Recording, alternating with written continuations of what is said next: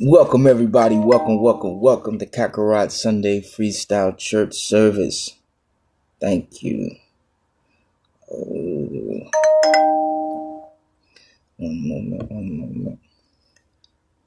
Gotta change my title, but welcome to Kakarot Sunday Freestyle Church Service. I am Kakarot, your host with the most. Welcome.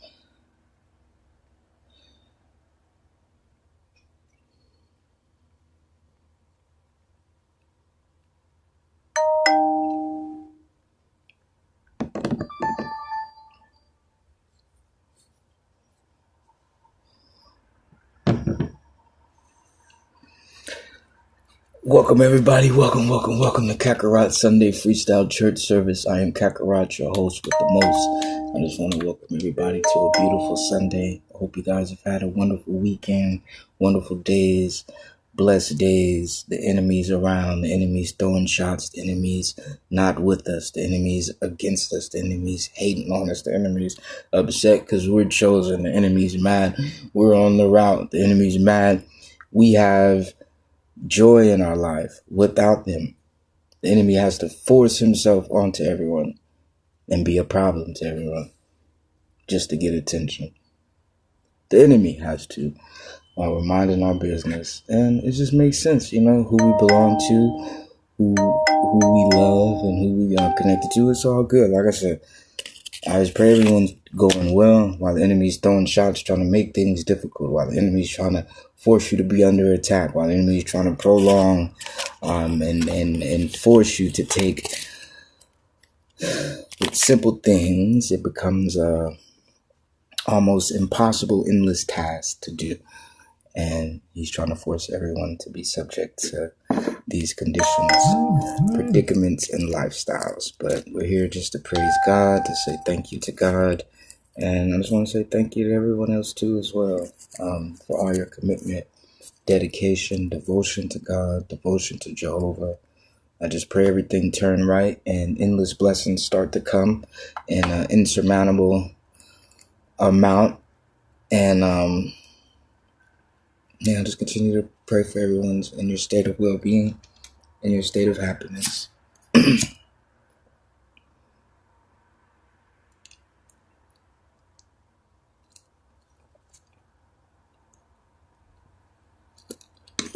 We're going to turn over to song Him first, which would be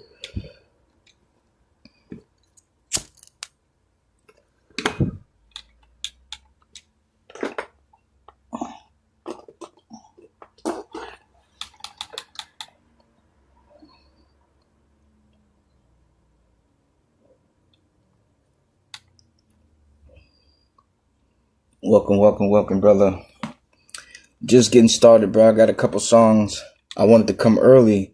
I wanted to be early because I have to leave a little early too. So I wanted to be here an hour early to make up. Yeah, I don't want to do all that late stuff, man. So I had to show up an hour early. I woke up 8 o'clock in the morning, and I was hoping I'd be here by 9 o'clock, and that took... Look, it's at 12 o'clock. I woke up at 8. That was 4 hours, but almost 4 hours coming up. But so yeah, we got a couple songs. We got some good, man. We got Proverbs. I didn't do Proverbs this whole time, so that's what I was kind of waiting for Sunday. I did want to do something during the week, but something about saving it for Sunday. So we got Proverbs coming tonight. Well, we got Proverbs today. So that's what we're going to do. We're going to start Proverbs. And I did actually read like a couple verses last Sunday. I read a couple verses to kind of open us up. And yeah, Proverbs is about to be crazy. Okay, so we better do that. I'm about to get started. I just got a couple songs. We're going to just do a couple. We ain't going to just... Well, I actually am in a good mood, so...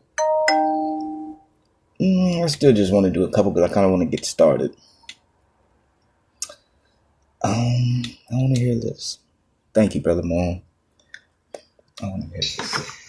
They tried my Lord and Master. Will know what to do. in the hall of Pilate. He stood without a friend. I'll be a friend to Jesus. My life for him, I'll spend. I'll be a friend to Jesus until my youth shall end. The world may turn against him. I'll serve him to the end. And while on earth I'm living, my Lord shall have a friend.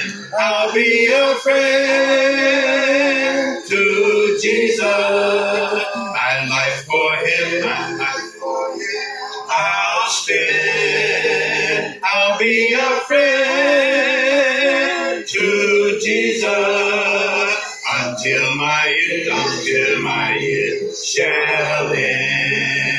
To all who need a Savior, my friend I recommend,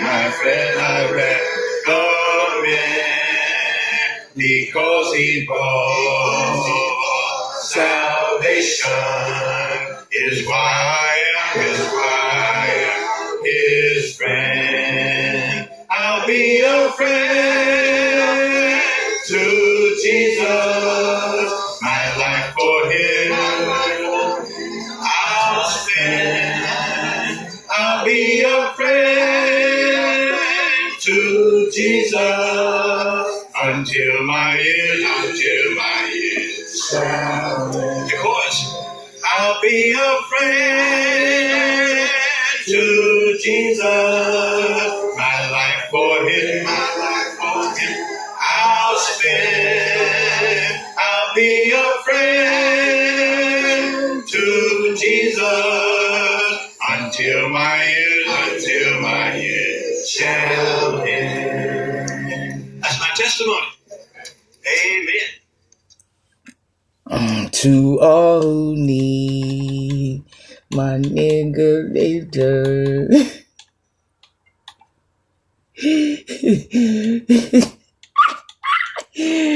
My nigga later. Oh, how I love Jesus.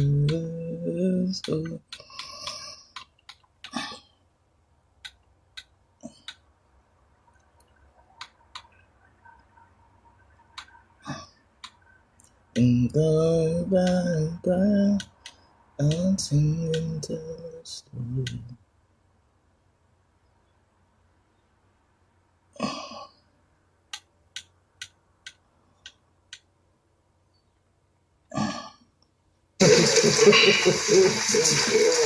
We all have it. Let us sing.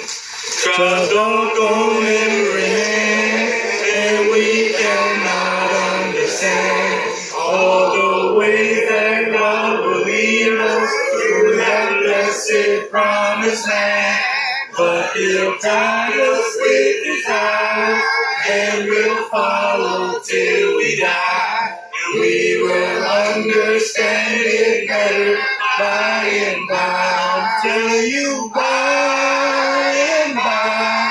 Oh, when the morning comes, hoping that all the saints of God together in one, and we will tell the story how we overcome, and we will understand it better by and by. Visions often take us unawares, and our hearts are made to bleed for each thoughtless word of thee. And we wonder why the test when we try to do our best, but we'll understand it better by and by. I'll tell you by and by.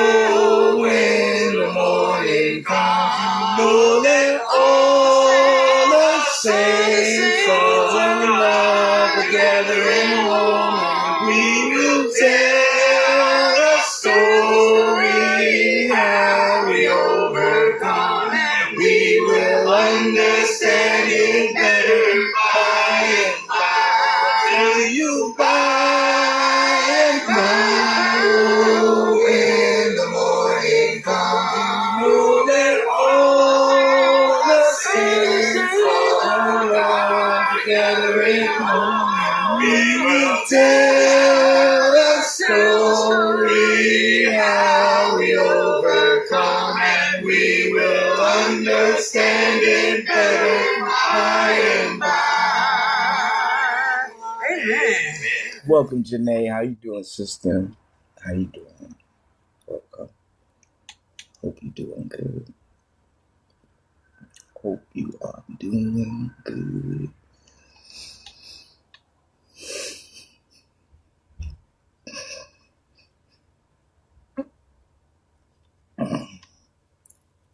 That's good, Janae. I'm sorry, Janae, I'm so sorry I ain't DM'd you yet. I am so sorry.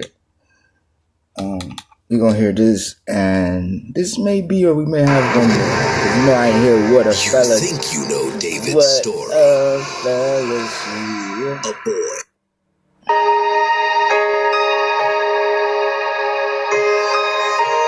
Okay, man, I'm doing church right now, man. Follow me, though.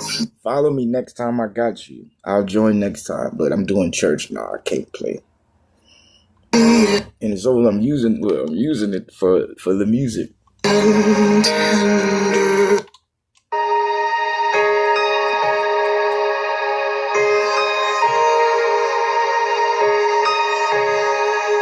Softly and tenderly, Jesus is calling for you and for me. See on the portals, he's waiting and watching for you and for me. Come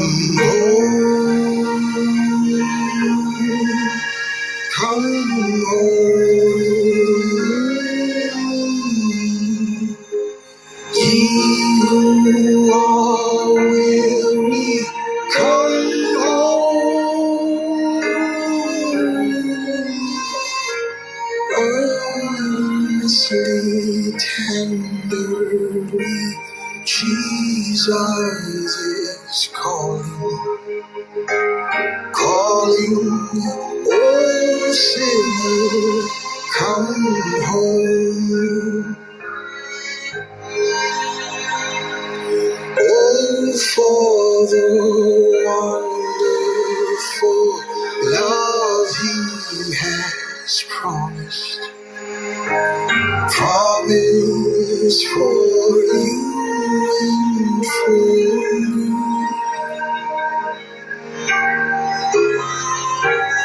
Though we have sinned, he has mercy and pardon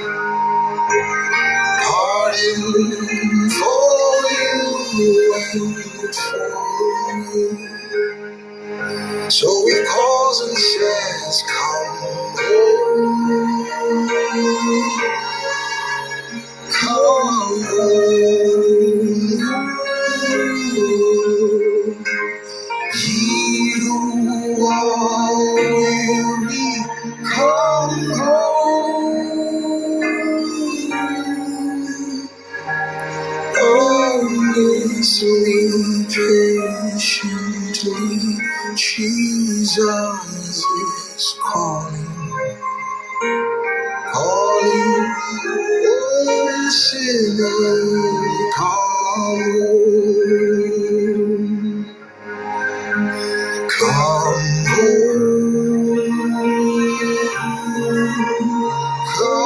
home, come home.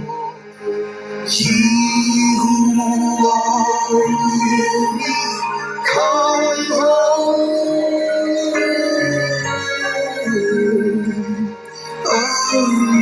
Sweet tenderly, Jesus is calling, oh sinner, come home.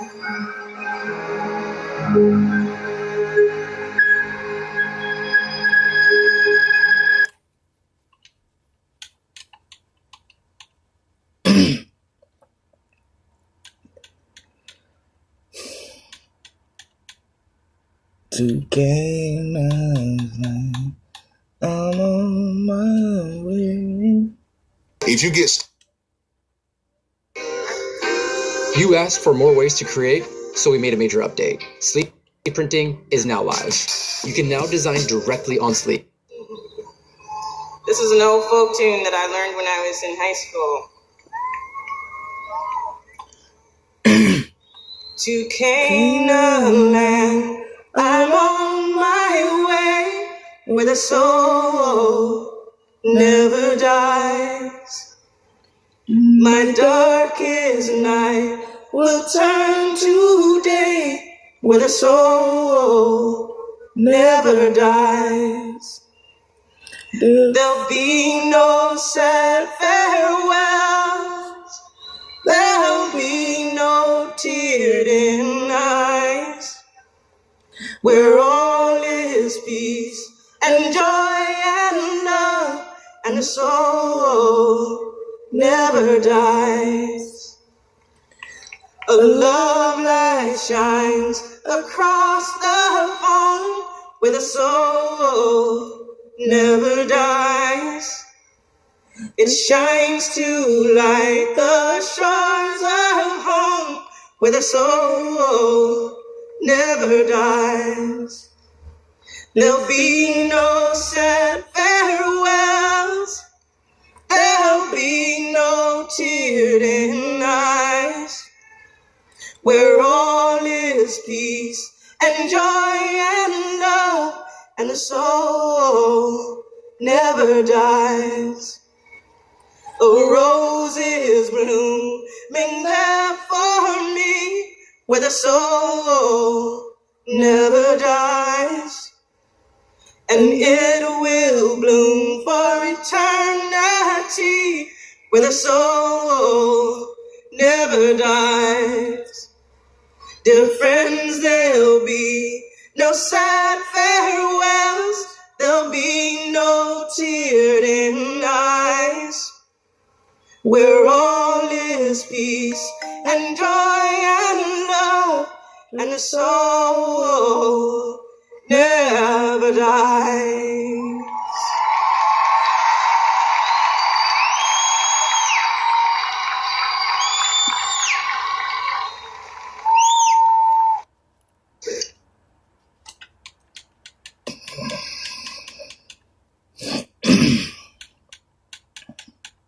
Last one.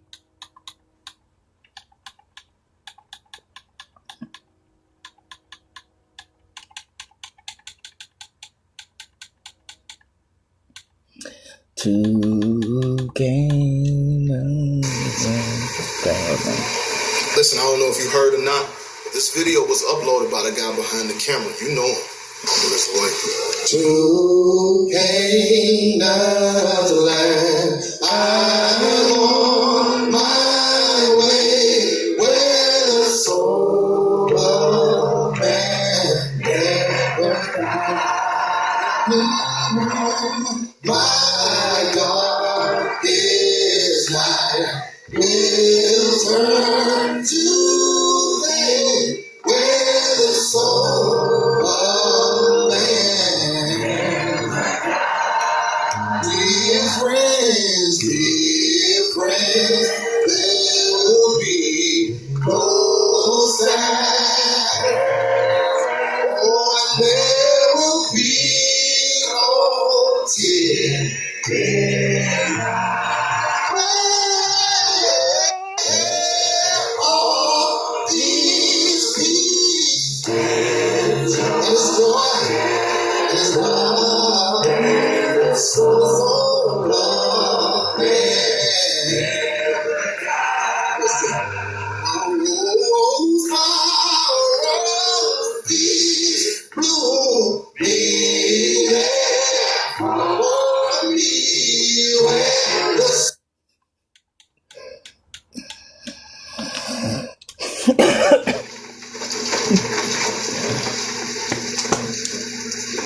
think I had y'all like 190, right? I know 190, was that it? Understand? What A fellowship, what a joy divine, leaning on the everlasting arms. You consider what a blessedness, what a peace is mine, leaning on the everlasting. And you know you're leaning on Jesus, and we're leaning. Jesus, and we're saying, answer your and you know we are leaning on Jesus, and we're leaning on Jesus, and we're leaning on the everlasting. Oh, how sweet to walk in it. Y'all gotta sound like it. Ladies, come on. Oh, where we're leaning on the everlasting. Oh, how bright the path goes from day to day. We're leaning on the everlasting. And you know you're leaning.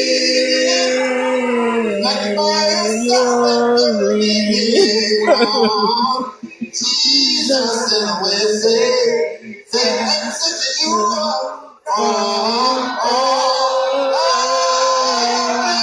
You know we're leaning on Jesus, we're leaning on Jesus, and we're leaning on the everlasting. Oh, somebody say, what have I to gain? What have I to fear? Leaning on the everlasting.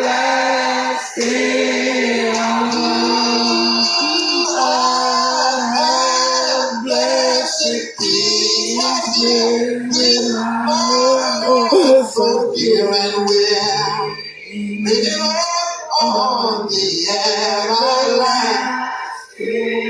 Blessed loves you, know we're leaning on Jesus, and we're leaning. So we say, answer you from all. You ain't got to do it by yourself, leaning on Jesus, we're leaning on Jesus, and we're leaning on the everlasting. Tell your neighbor that you're leaning on Jesus. Yes, we are leaning on Jesus, and we say, that's secure from all. You ain't gotta worry about nothing. We're leaning Jesus, we're leaning on Jesus, and we're leaning on the everlasting arms. Yeah, that brother, I love Brother Earl, man. He be singing. On the everlasting. Oh, somebody say, what have I to get? What have I to get? Leaning on the everlasting.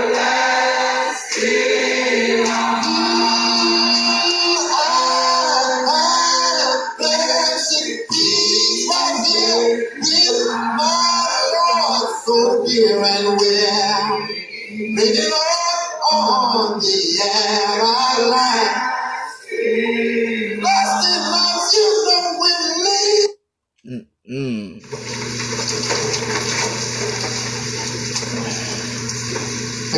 like 190, right? Handle 190, was that it?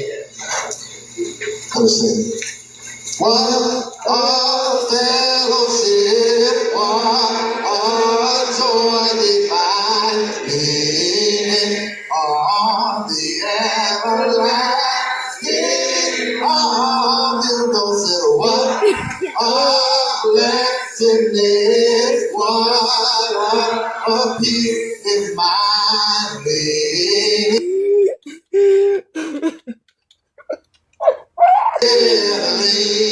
Lean on.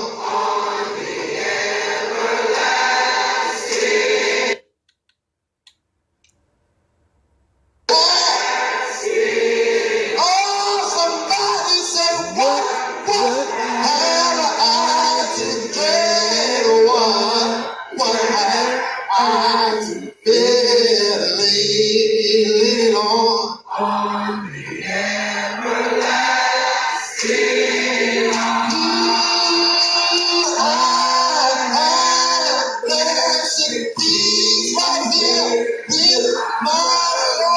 So dear and we're living on the everlasting. Blessed loves you. Okay, y'all, this is the last time. I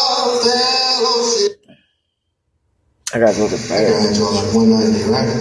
Handle 190, was that it? Understand. What? A fellowship, what a joy divine, leaning on the everlasting arms. Those that what a blessedness, what a peace is mine. What a blessedness, what a joy divine.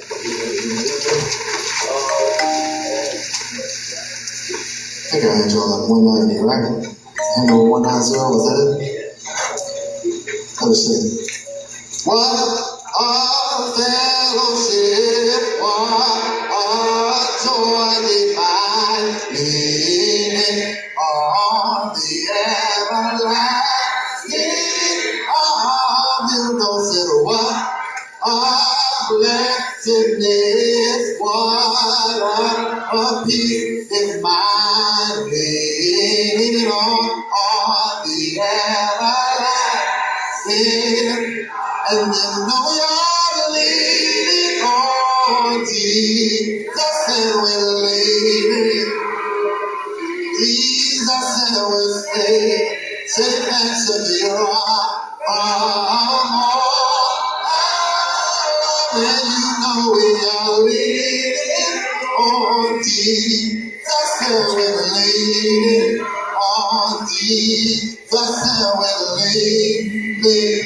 Thank you, Janae.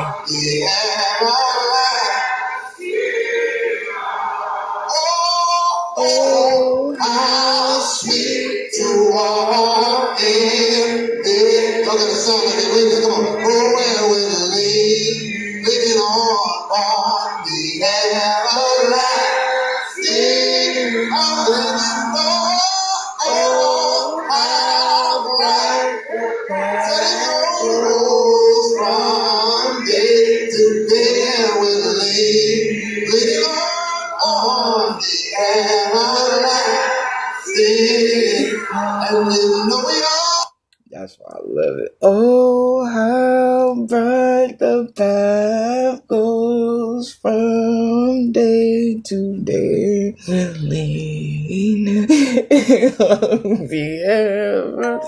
I can't help it. Like that. What a blessedness. What a joy divine. Oh my gosh. I can't help it, y'all. I can't help it. That's all. I can't help it. I think I had y'all like 190. Brother right? Moan. Handle 190, was that it? Understand. What a fellowship, what a joy divine, leaning on the will consider what a blessedness, what a peace in mind, leaning on the everlasting, and then know we are leaning on Jesus, and when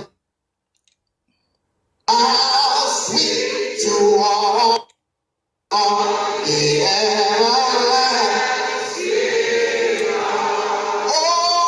Oh, how sweet to walk in it. Y'all got to sound like it. Ladies, come on. Oh, where we leaning on the everlasting. I'm letting go.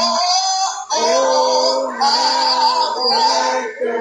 Setting goes from day to day. We're leaning on the everlasting, and we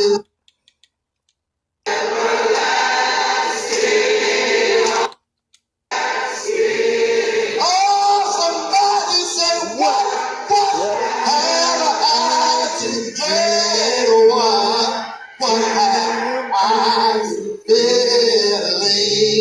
Leaning on the everlasting.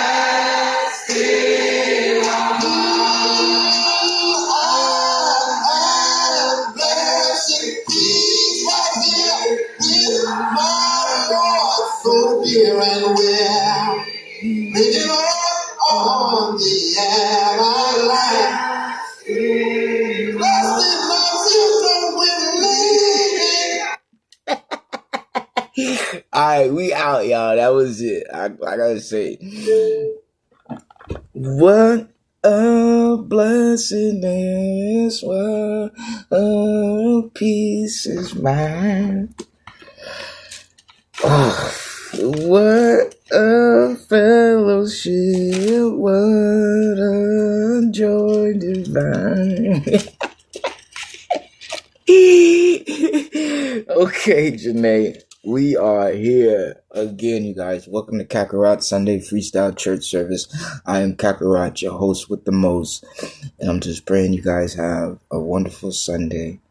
I'm thankful, and I'm just feeling good. I'm just happy.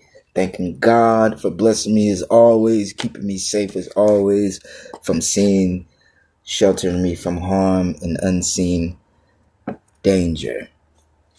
And I'm very grateful and I'm very thankful to be here, to be another weekend as your pastor and as your teacher, to be able to teach.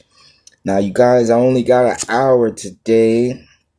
I'm going to have to leave around almost 2 something. Let me double check too, just to make sure. Give me one quick second. Make sure what time I have to leave exactly.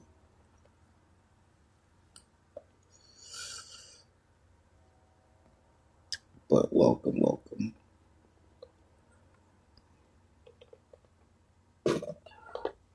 What a blessedness, what a peace of mind. Okay, so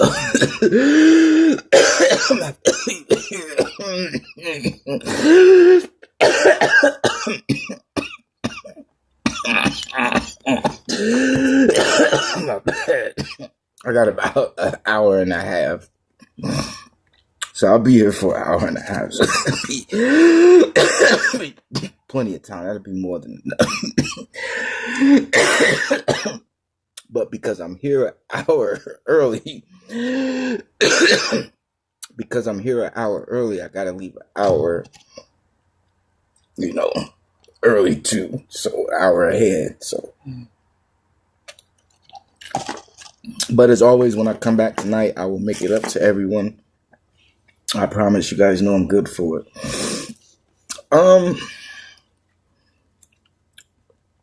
Beginning this week, usually I started, and it's so crazy. Where's Brother Moan? We gotta get Brother Moan real fast. Hopefully he pop up, and then I'll be able to carry it. Actually, I'll be able to carry it. So we'll get this going. See if I can share it as well. Thank you, Janae. Pretty Janae. This is my deacon, Janae, so I want to make sure I get him in here.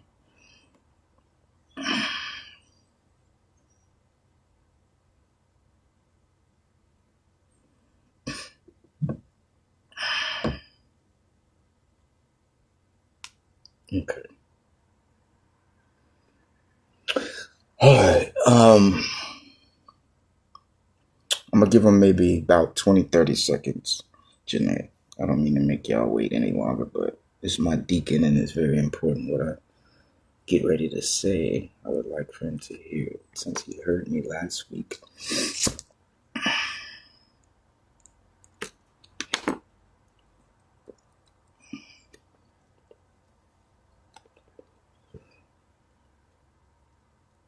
But he won't talk to me for some reason. That's what I was like, what up, Stu? How you doing, brother? I was wondering about that. Love and Light, Facebook, Twitch, Kick, YouTube, everybody. Welcome and thank you. I appreciate everybody. And YouTube. I even have YouTube going, you guys. I'm moving. I even got YouTube right now on live on YouTube going. So I'm moving. We're trying to get it. So, and I'm getting so hungry. That's because I didn't eat. So give me, Janae, just allow, if he comes, please, Janae, do me a favor. His name is Mr. Make Her Moan. You can see his name in the comments. Get him to stop. Tell him I'm coming right now. I just have to go in the kitchen and take a bite of something because my stomach is starting to get upset. Oh, and I did.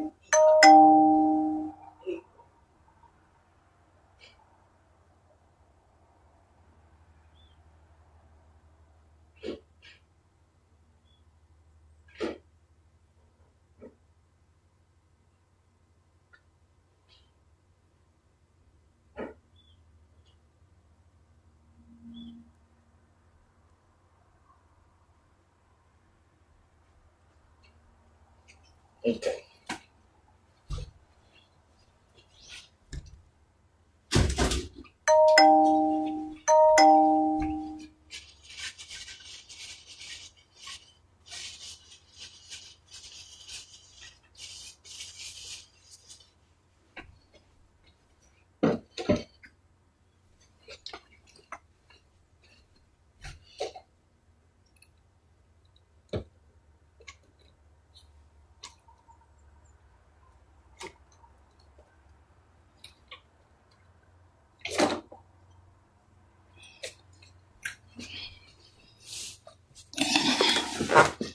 Okay, my stomach, yes.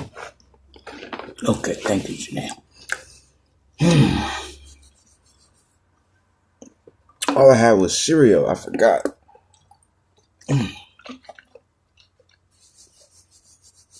So my stomach started saying, boy, you better put something in me.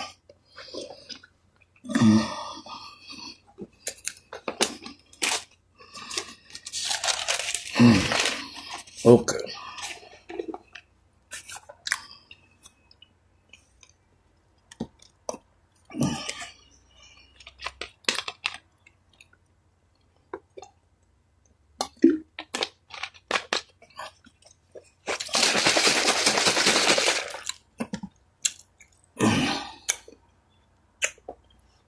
Okay.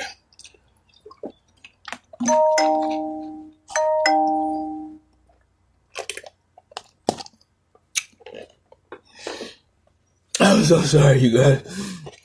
I was in a hurry, so I didn't get to do a lot of stuff.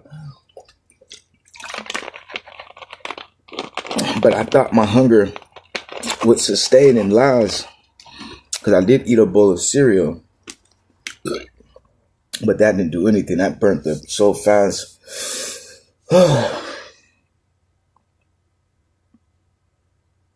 Okay. Welcome, everybody. Welcome. Okay, Janae. Thank you, sister. I appreciate you. Onyx. I sent the invite. He didn't show. You guys, you see. So we'll just keep going. That was an accident. Didn't mean to do that. I was trying to follow her. Okay, here we go. So last week I talked about, I said, you know what? I'm not going to introduce myself as praising God this week as far as me knowing how bad it's been. I didn't want to just jump out and talk about God is so good. Why? Because he personally didn't want me to do it. And when I would do it, things would go bad. Why? Because I was covering up a mistake someone was making, trying to make it spotless, while leading you and giving praise to the same person you would have had to praise that is doing me a certain way. And I would be teaching you to worship that person while I'm teaching you to worship the right person. Welcome, welcome. And it became difficult because now, while you're searching for this love who is supposed to be your father, which is God, and I'm supposed to be leading you to it, and you're learning to be aware of who's not and who would try to hurt you and who would try to do bad things to you. And you're learning these things. So then all of a sudden I lead you to the same person that's doing it. And you're supposed to be aware of who not to pay attention to. So I started to say, wait a minute.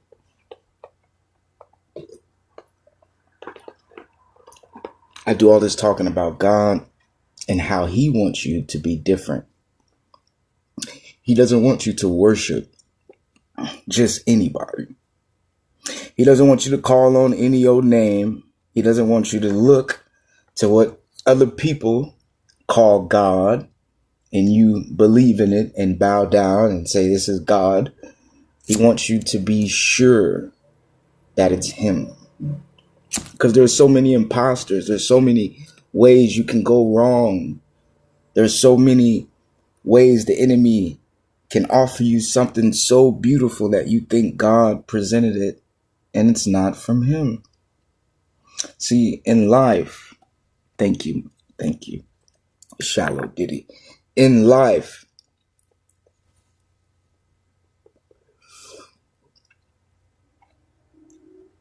if considered to have a good day was because someone led you from a miserable state and led you to have a good day. And you believed in this person's guidance, in their hands and their capability. They were able to fix your frown and turn it upside down to a smile. So you're defenseless. Why? Because you weren't able to fix it. So you rely on this source.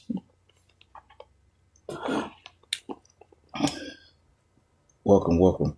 We were already warned in the past, in our lives. Strange foreigners, people can come portraying and presenting and acting like they're holy or sent by God or is a prophet. They can act like these things and come with a smile, come with a charm, come with ways that lure you and gather you and lead you to them.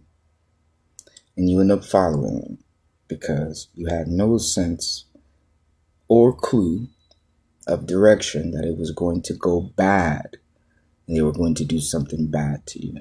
You had no way of knowing these things. Next thing you know, you are following a false prophet, someone trying to mislead you and harm you. In this regular life, your hopes can be given up, misled, and treated falsely by someone you trusted. And this indent in your life of natural catastrophes can occur in regular life of someone misleading you. You can be a victim of that. So the approach of your life to be cautious.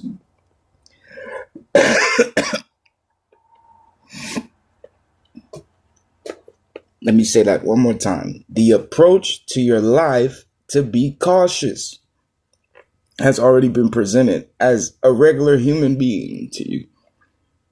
A regular man, a regular woman can be false. That's a human. That's someone, and the design. We only learn our fellowship from God. So it's essential that who we accept is from God to present these gifts and tools and knowledge to us.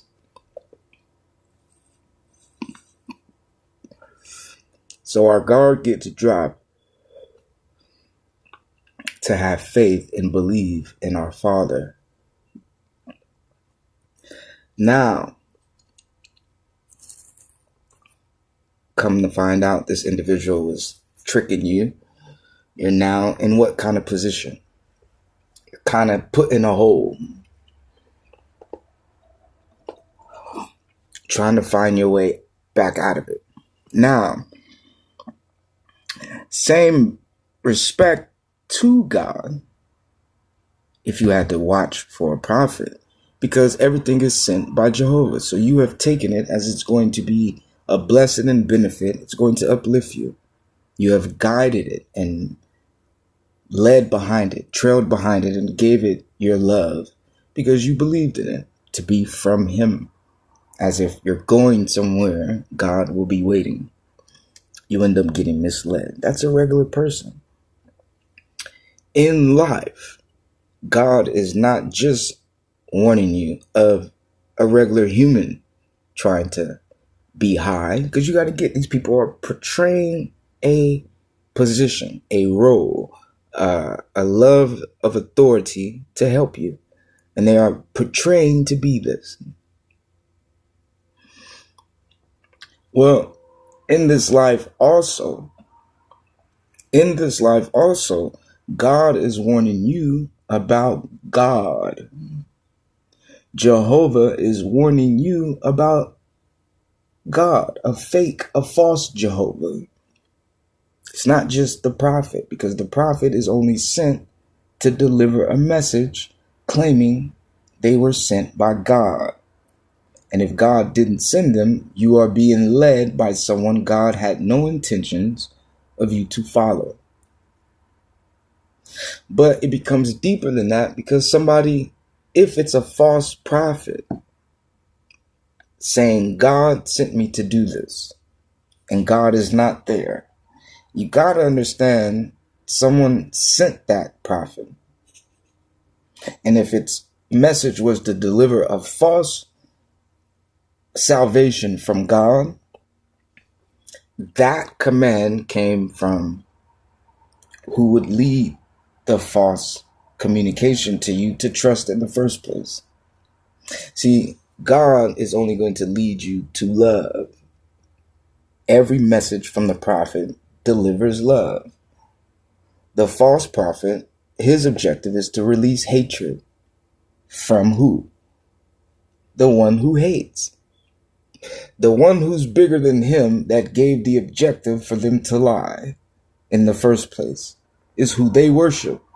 So when you find out you're following them, but you're actually being led to the devil, not God, you will see the false prophet's message, just like the real prophet is to lead you to God, just like the real prophet is to lead you to God, the false prophet's message is to lead you to the devil. So now God is warning you of these false people that will speak these cool, calm, nice words with only intentions of leading you to someone else that's not him. So if that comes from an order and they are leading you back to the source for the ultimate trick, not just their words were tricking you, it actually had a reason, a communication, a purpose, a goal to lead you back to who's tricking you. And hopefully you worship him, right? Well, you got to then the source becomes If it's a false prophet leading God's words incorrectly, then the source of who you would have started to follow. Think, if it's not God's words, whose words are you following? When you see someone is in control of that, just like God is in control of the holy right words, someone's in control of the wrong words, unholy, evil, negative. Someone rules that and can control it. Just like God rules the right way, someone has the wrong way. Well, the warning wouldn't just be for the person speaking and delivering his words. It would be the persons whose words it was directly themselves is who you would have to watch out for. That's why it's preparation. But the prophet who is false is sent by him and is here to worship his falseness.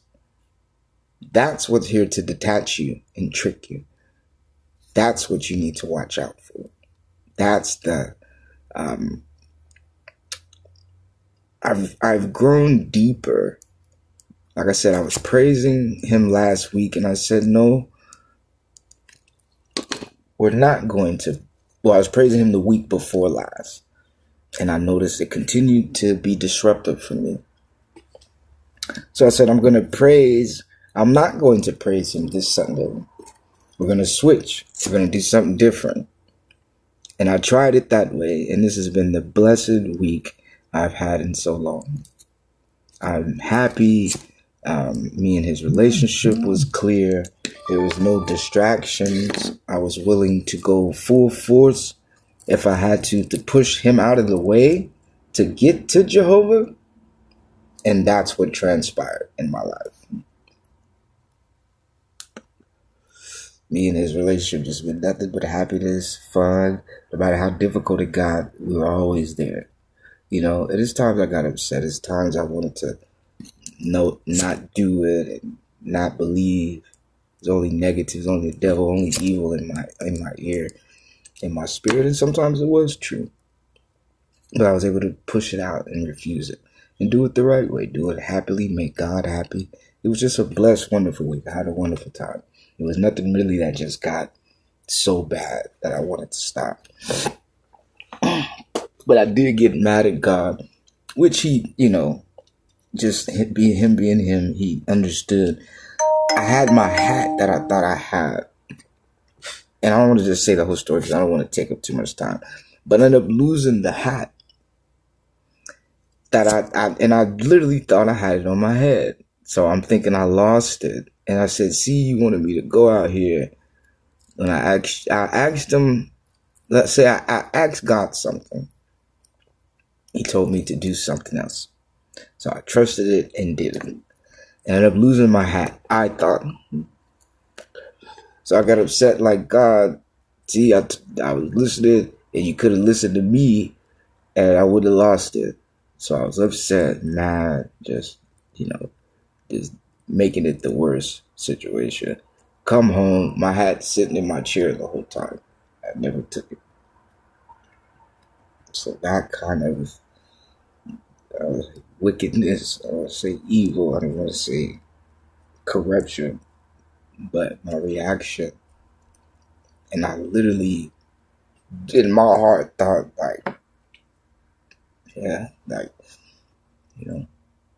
you told me to go do it, and I did it, and look what happened. So I'm upset.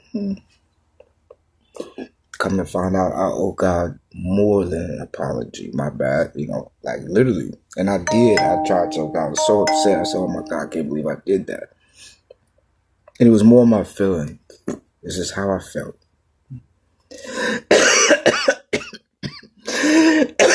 Thinking I'm bad, just the horriblest person in the world. Because of how I explained it to him. And my angle, my side, my view of what triggered me. And understanding God and everything. His love and just keeping faith and just always being there. He allowed me to make it. And he took my side for it. And accepted my plea. And backed me up. Instead of condemn me. judged me and made me, to be punished for it. He backed me up, and I just, I'm like, okay. Because it went from, okay, you can make mistakes, and I tried not to make them. So he didn't even use it. So he had to force me to do something. And then it went like forced now. Because I already okay, I'm not just going to do it. So I'm not, not trying to. So he had to push me in it. He literally threw me in it. And if it was my reaction, I was thrown in it to react. And that's how I did bad things that he forgave and made whole and restored me to who I was. So that happened this week. Sending me comments like something bad, and it happened that week, and he forgave me, but he's been blessing me and keeping me safe this whole time. And I've just been doing what I was supposed to do, making sure I ride and fight and take the assaults, the attacks, and do what I had to do. I had a wonderful week. Usually I would give up and quit and not want to fight because of the conditions of, how he was handling things and stuff like that. I wouldn't even want to do it. Welcome. I wouldn't even want to do it. You understand? So all that stopped, and I was able to have faith, have heart, and be willing to do it. And I did it. And that's what happened. I was just thankful for it and stuff like that. So, but anyhow, I was very blessed, and then like I'm saying, what I'm learning is it went from a simple mistake. Okay, you can make mistakes that I didn't exercise like that, to him forcing and pushing, having me make them so I can see. So I'm starting to live this, understand I can make mistakes that a normal person, normal human, people in the past got killed, got destroyed, got found guilty of sin for, and were condemned and slain and punished and, held to this day without God forgiving them. And here I am wanting all these bad things that happen to me to say I apologize, and he won't do it because I didn't do anything. I'm faultless, I'm perfect, I'm blameless. Even if I thought I did the worst thing in the world, God was treating me like I saved everyone in the world. And I deserved praise and applaud and glory, for this passion of mine. I couldn't believe it. And that's what made it so. Now I still don't want to push it. I still don't want to just do it. I want to do it right. But that's what I want to learn, how to take control of it. I don't want to make a mistake and say, ooh, I learned from the mistake. I want to capitalize, walking into the mistake. I knew how to make it. So it's already adjusted. Even if I touched it, I move in that direction. That's not a mistake. Even if I made the mistake, then I'm wisdom to make the mistake. But not have to adjust, not run from it, to go do it correctly. Thank you, Ms. Patterson. Thank you. So I didn't even see you. I appreciate you. So that's what I'm trying to do. I'm trying to rise on that level. Because one thing about it, I just want to tell you guys this. I don't worship evil. I'm not like that. But one thing about it, walking away from something is different from engaging in it and it becomes resolved. And I'm just saying that, and I understand the peaceful mind, but I just want to use that as wisdom.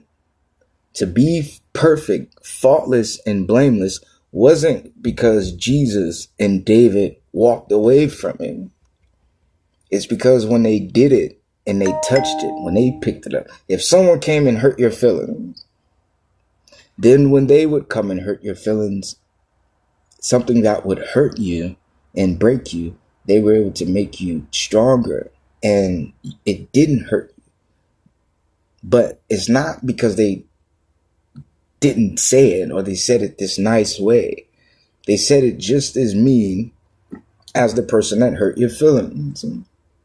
But when they said it in the right way. You You get me? That's what makes someone blameless and perfect and faultless. It's not because you didn't do the act. That's the person over there. That's nowhere around it. You know what I'm saying? And when they're like, he couldn't have did it. He was in Texas. You know what I'm saying? That's everyone in Texas is guiltless of that, right? Guilty of that. They wouldn't be blamed. So that doesn't mean that. That doesn't mean blameless, because now someone from Texas, you bring him over there. Now that same blameless man you said is blameless, if he comes near it and he touches it, is he blameless anymore? That's not blameless. If it can be corrupted next day, only because you shunned yourself from it. You know, and the true shun was to know not to do it. I wouldn't do it, and your traits and characteristics of how that would impact and affect someone. I don't want to do that. So that's learning how to shun away and walk away from it and not engage in it when other people will pick it up and hurt that person and do that and don't care about it. So to shun to shun and be blameless is that no one could ever, if, like I said, like sin will fall in the hands of the one guilty. So it's like if nothing gets picked up in your hand and you couldn't hold no sin, that's it. But it's because you tried to. You know what I'm saying? It's not that you tucked your hands behind so nothing could be weighted in your hands. It's that it got placed in your hands but couldn't wait. Faultless and blameless and perfect. To be spotless is to be in spots, and none of them can get on you. But it's not because spots are over there and you're way over there that you're spotless. You guys, that's what I'm trying to, you know what I'm saying? You have to do it to be blameless, faultless, and perfect. Can't not do it and then say you're not. So that's fine. That's wisdom. And then if I took it that way and went in it that way, is different.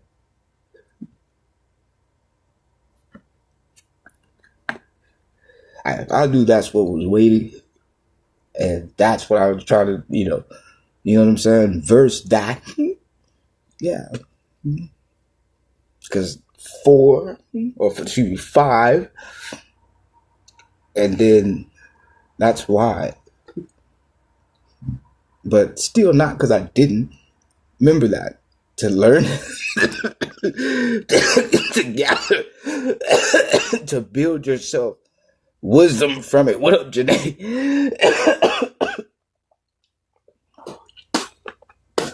That becomes wisdom. Okay, so check this out.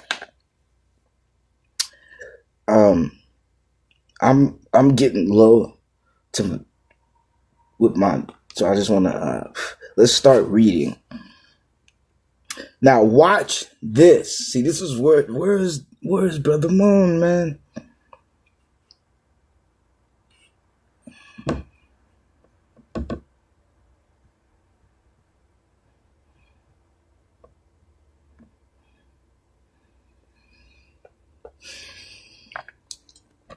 We about to start Proverbs. TikTok. Cold chill. Hold on. Cold chill. Hold on. TikTok keeps stopping you and make you complete like this puzzle piece so that you can keep going. Okay, you guys, I had to do the little puzzle piece. Welcome, everybody. Welcome. We're doing church. If anyone reads the Bible, we are in our books of Proverbs, first chapter. You can get your Bible and follow along. That is the book of Proverbs. We are in our Bibles. The book of Proverbs, everyone. And I'm multi-streaming. So when you guys see me look different directions, it's because I'm multi-streaming to different platforms with different audiences and stuff like that. So, but I'm not trying to ignore you or anything. Okay, that is Proverbs, the book of Proverbs, first chapter. I was trying to get Brother Moon, man, so he can hear this, but all right, you guys. So now listen to this. I just have to just say this real quick. Proverbs provides God's detailed instruction for his people to deal successfully with the practical affairs of everyday life. How to relate to God, parents, children, neighbors, and government. Solomon, the principal author, uses a combination of poetry. I just had that. I just wanted that to stand out. Solomon uses a combination of poetry, parables, Python questions, short stories, and wise maxims to give strikingly memorable form the common sense and divine perspective necessary to handle life issues. Now, I hear all that, but what stood out to me as an objective of wisdom, I stated last week, the week before, everything was poetry. Poetry for me is what I started to believe in. Then when I started to read the Bible poetically, as it's a poem, like it was a poem by a poet, that the poet God, Jehovah, the Lord of all lords of hosts, the Lord of hosts, has wrote this poetic poetry and a poem. I said God wrote the Bible and it's a poem. And I'm young. I'm 14, 15 years old. I stopped believing in English, complete sentences, what we were taught. I stopped believing in it and I started believing in the Spirit, the Creator, the Almighty of poetry. Brother Moon, thank you. Welcome. Okay, so I was telling everyone how the week was going as well. Wonderful. And I had to because I said we weren't going to praise him last week. I said, let's see what happens when we don't. Because last time I've done, it just keeps getting like this. So let's see. And I put myself to it. As someone preaching church, I didn't shout my father out. I shouted out the negatives of this individual, this person, what I've been going through, and praised that first, and then gave God his credit to not be this person, right? So we found how to praise him by getting what's, you guys got to get the reason he doesn't want us to praise. Every time we praise, we jump straight to this, giving it credit. When we started to attack it and break it, we were able to break it.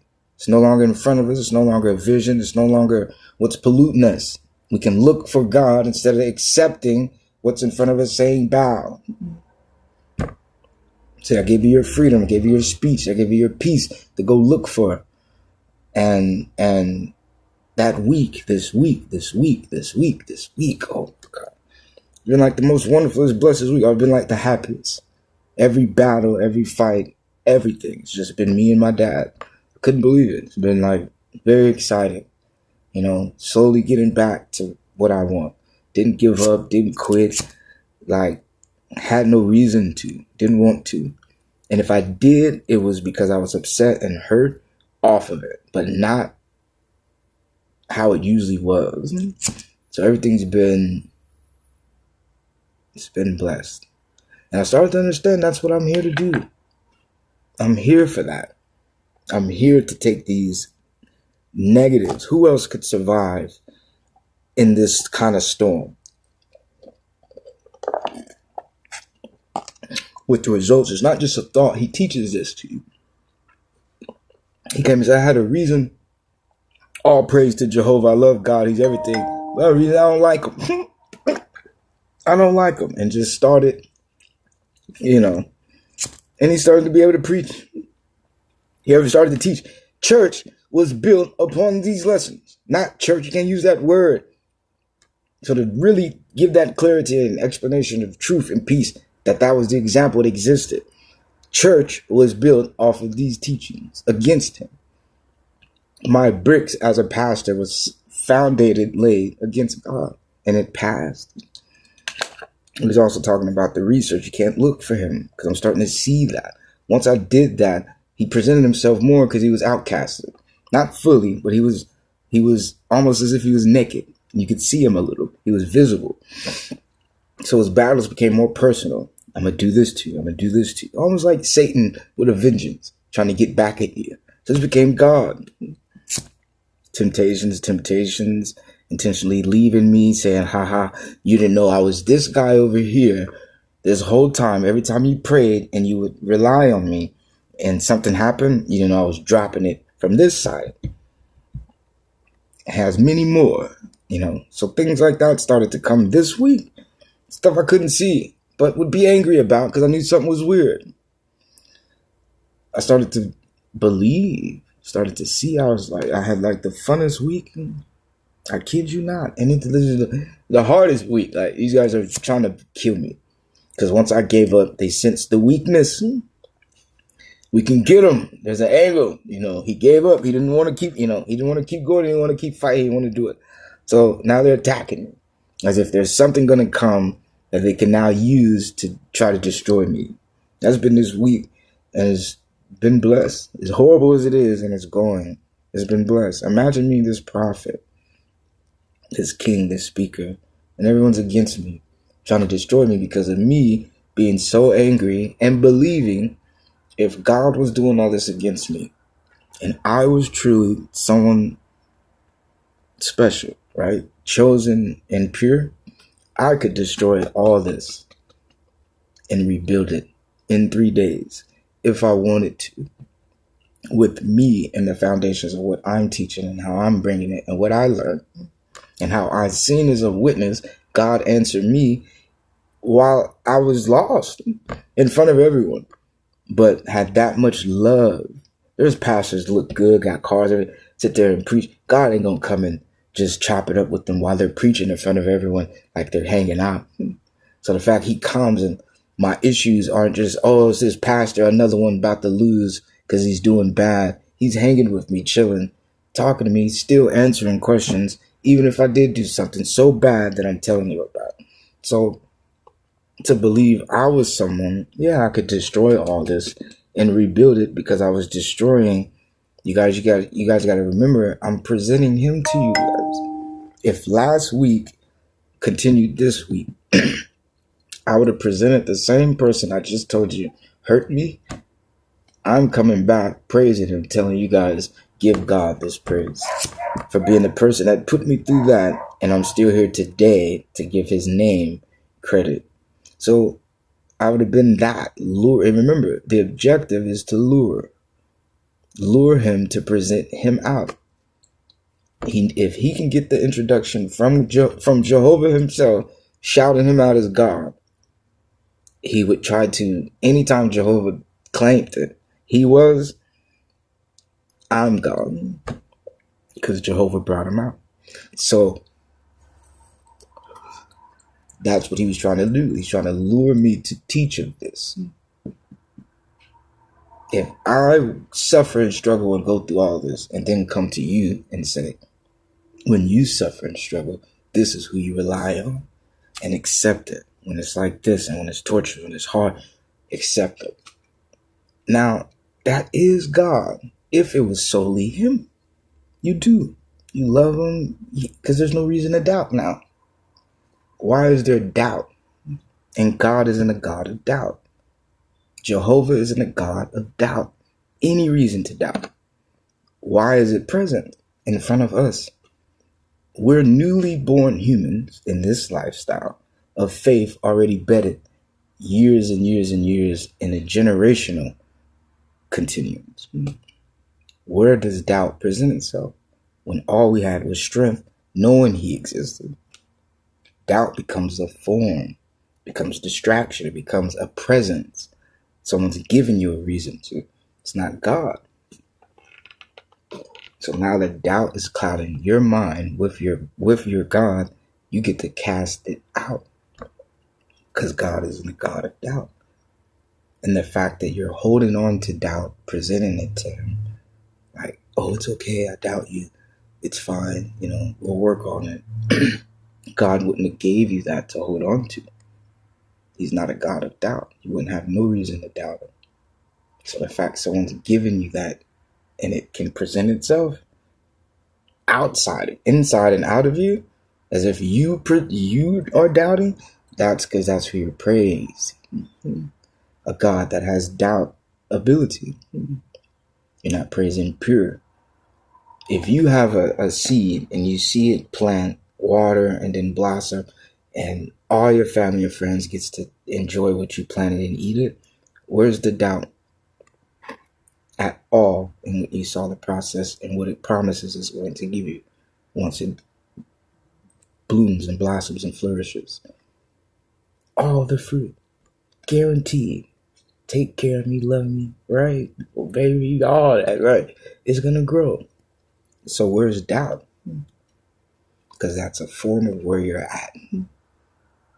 And who can handle doubt. And you see, God, now that you have doubt, is the God of all gods, because you can take your doubt to him, who will hold it and make it strong.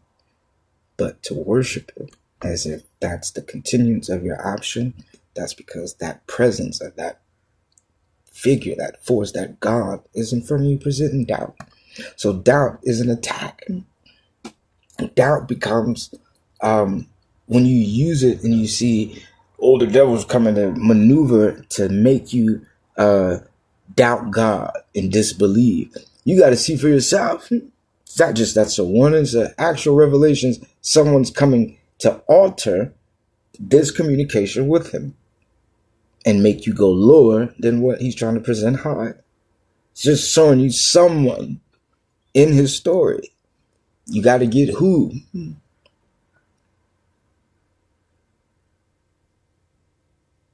The false prophet is only because he's leading you away from God, presenting someone else's words, hoping you believe in these words and believe it's God, away from Jehovah or to him, but it's to lead you to who? Whose words did they send a false prophet in a world where a real prophet is representing their father? Only words from him or her, from mother. Truth of God. A false prophet is against God, not his words, not his ally, didn't send them, but he's leading you somewhere else.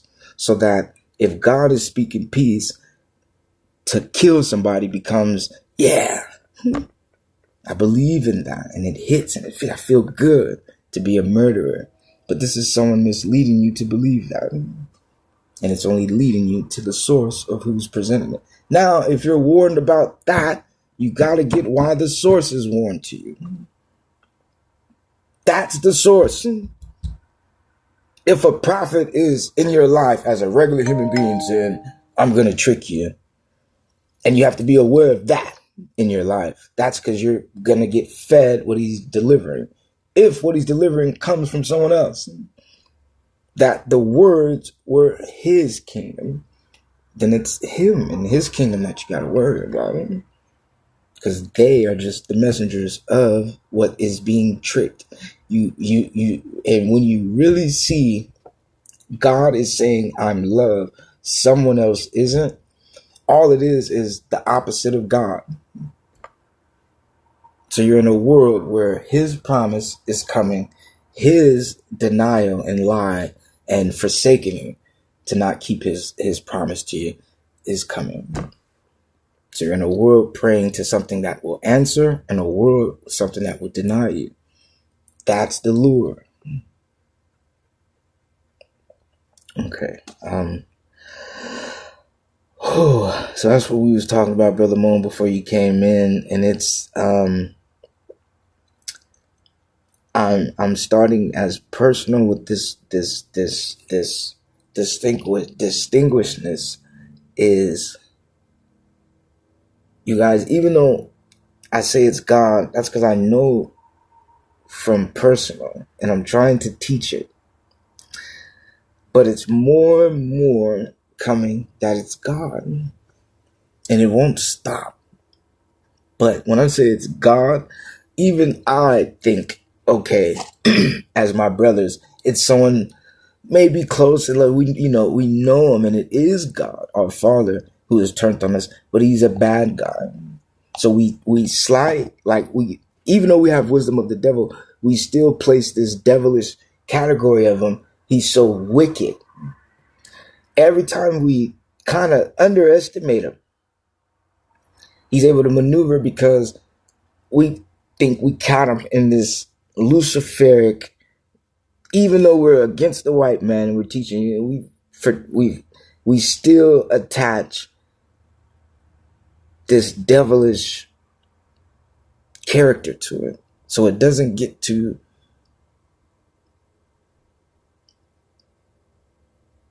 we don't get to find him like that.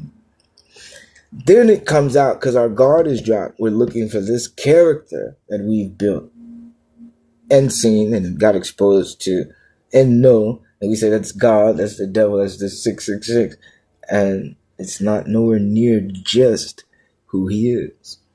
It ends up literally really being our Father.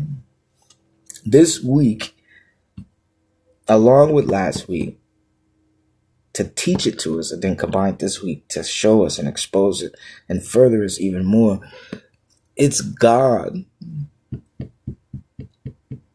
And when I say that, I literally am saying that with my hand on the Bible in absolute, if identical is identical, and you can deceive, and you can trick people, same as Egypt, it's God.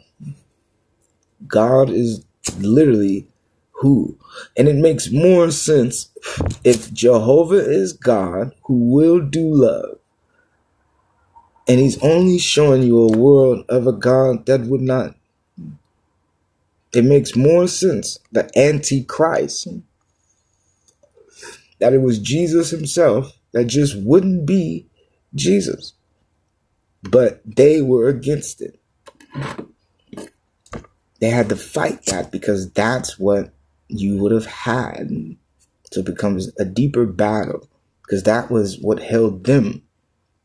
The same way it's holding them now, that they don't know the difference between themselves and this, is what it was doing.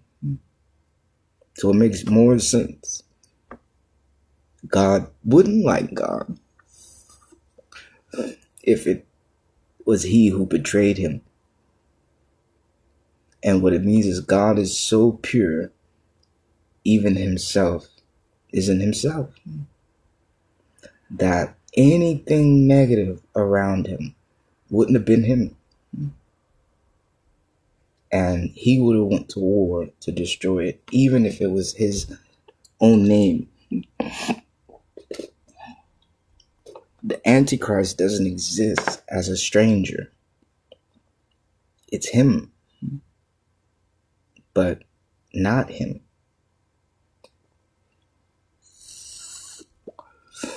For it was him that betrayed him.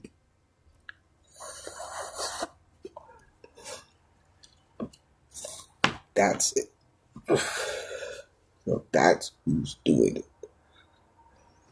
The key to finding the devil would be finding Jehovah, finding God. Because that's who it would be, you guys. That's how it works. Remember that. I love, Tupac Amaru Shakur, the holy and the evil one. I love the evil one from God being my father in this battle against my enemy. And I love God for that. So it makes me love Pac, because God did that. And at the same way, I love holy Pac. But I always knew Tupac wasn't just, he wasn't just this guy. Why? Because he's older than me. I kept saying that. He's older than me. Our age difference. Everyone would look at that and say, well, the devil, why wouldn't he be the same age as Jesus? But You got to understand, even Christ knew someone else was working with him. So the devil, regardless, wasn't just his target in this story. But it always stood out to him too that he was older. And he took it. Satan was older, I'm younger. But that's not the story. That's not just it. The Antichrist, even though Satan is that in the name and form, the actual form would have to be Antichrist. Period. That's point blank. It has to be his opposite. So then it puts light on Machiavelli, Tupac, who's his. You know what I mean? And then you get God is older than Jesus. So it would make sense that's Jehovah's battle. But Christ himself knew it was not just Machiavelli, was it? It would have to have been his opposite, his anti. And he knew it would have to be. And he already knew the person. The person looked like him. He knew that already. So that's why I kept saying, the battle's in them. You got to believe that. You know what I mean? Because he couldn't, someone's crying this out and someone's saying it. When he's living it right in front of you, having the battle. It doesn't add up. He's that. Like, he's kicking it with him until he's living like that, but he's against it. It doesn't add up. It would be that battle. And you have to trust that battle. He's trying to get out of it. This guy put him back in it. That's not life. That's not even fair. So, and then you see the war. What God would remain the cause? Think of it. If two people are fighting and they are saying, we don't get along because they did this, they did that, and they end up both doing it both, is the cause just for the same results to be for everyone in life, not to pertain to? If they're subjecting an uprising because their power is corrupt, they're subjecting to defend their uprising because their power is corrupt, and they both end up being corrupt, what does that say about the world? What would they would have had? So is that cause of the fight less or more of a need for protection? So he wouldn't have ignored it. It just wouldn't have pertained to them being able to get it. A piece of that blessing from it. You understand? So two people after the same battle, and one of them is trying to say they're God, when they would allow the cause to continue, doesn't add up. Why would he judge them in the first place? And not them, but he's using one to judge the other, to let the problem continue. It doesn't add up to me. For him to say he's God and try to bum rush himself in the equation.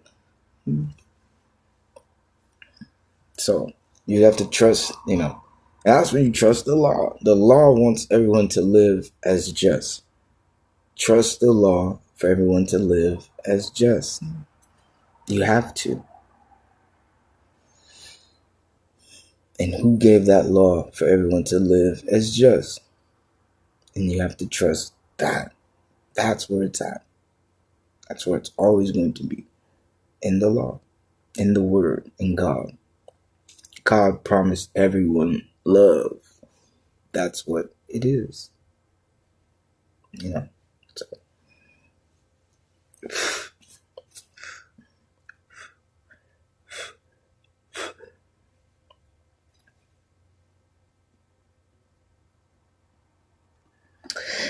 I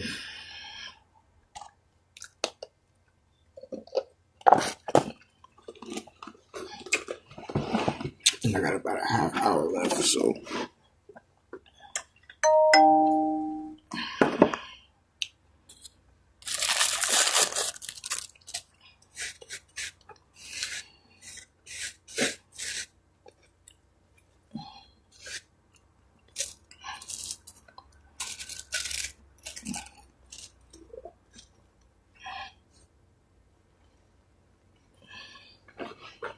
Welcome back, Janae.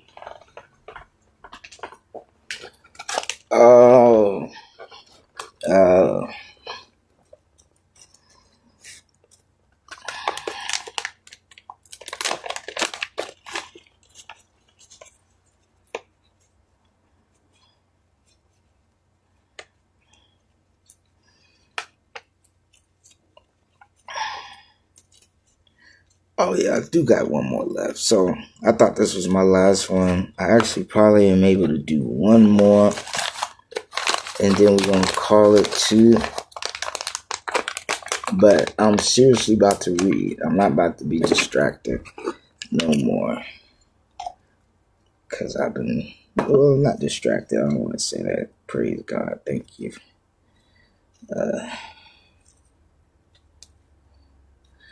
Thank you, God.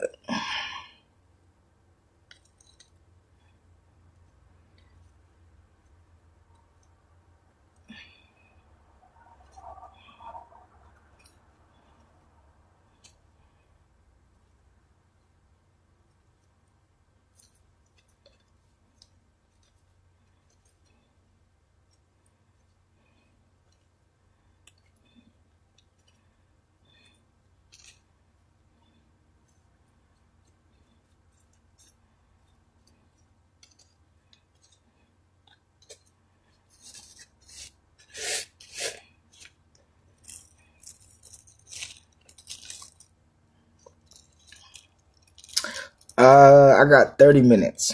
I got a half hour left. Half hour, but when I come back in a few hours, it'd be like 2-3 hours or so. When I come back, then I'll have my full, you'll have my full undivided attention and everybody when I be back. When I'm back home, baby. Right back. Circle love, lie.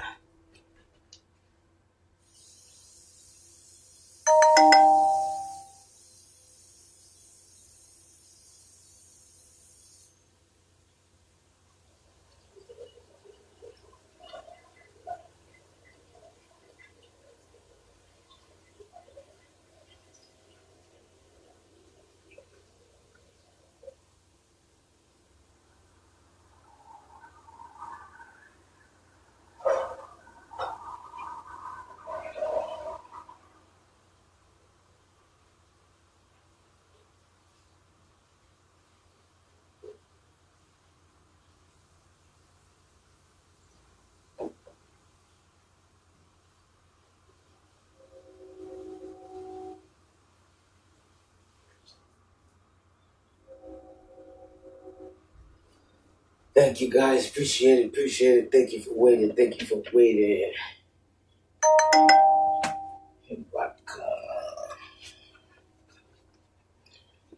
Okay. And I know as soon as I thank you, Janae. As soon as I drink a little, as soon as I use the bathroom, I need water.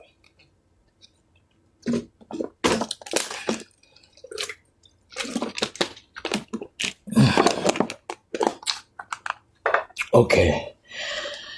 Like I said, as soon as I get back, we jumping right in it, and that's what we're about to do. The Book of Proverbs, also known as the Book of Poetry. Thank you guys. We're in Proverbs. Proverbs. All right. Definitely. All right. I was going to say that too.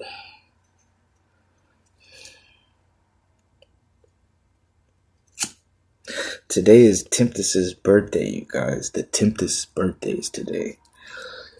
His birthday is today. Happy birthday, Tempest. AKA the devil, 666, the Antichrist. Evil himself. Hideous, ugly. Okay. 12. Alright.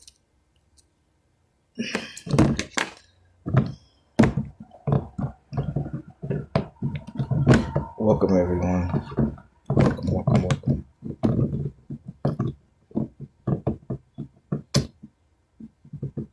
Because I got it on the charger, so it's trying to act heavy.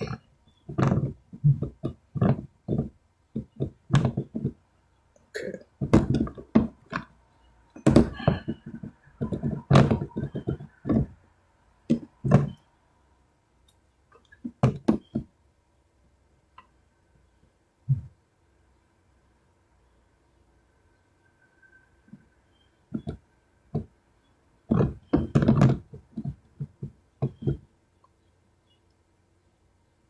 All right. Book of Proverbs, chapter 1, verse 1.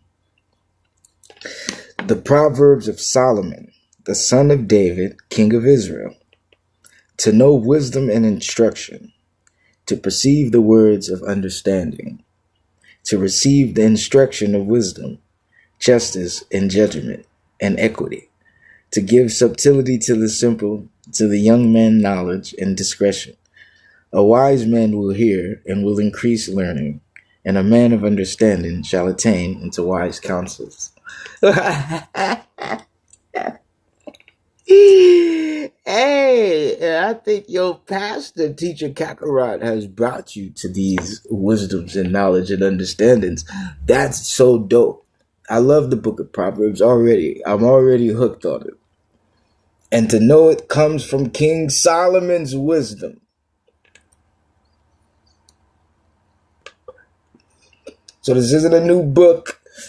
This isn't a new book. This isn't a new book with ask you to do all these, new out of the way things. I just want to generalize Proverbs. Although we have grown past Genesis, Exodus, Leviticus, Numbers, Deuteronomy, Joshua, Judges, Ruth, 1st and 2nd Samuel, to when Solomon himself enters.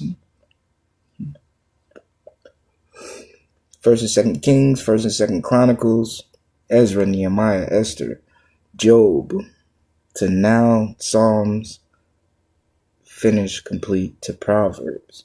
We are in Proverbs, and the book of Proverbs, as perceived, far out, all out in the Bible.